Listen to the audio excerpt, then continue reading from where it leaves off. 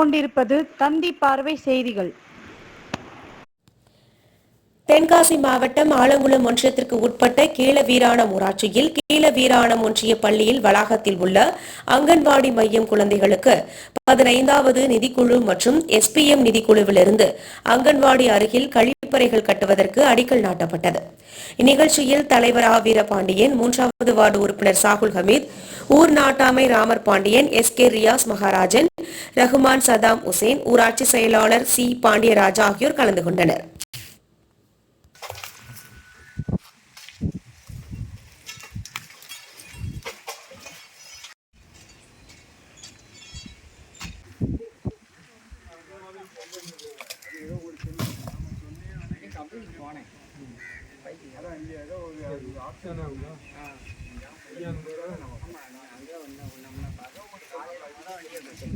திட்டம்னா எக்ஸ்ட்ரீமில் ஒரு எக்ஸ்ட்ரீம்லையும் 15 வந்து நமக்கு வந்து சுகாதார வலையை கட்டி கொடுக்கறதுக்காக இந்த ஸ்கீம் வந்து நமக்கு இதாகிடும்.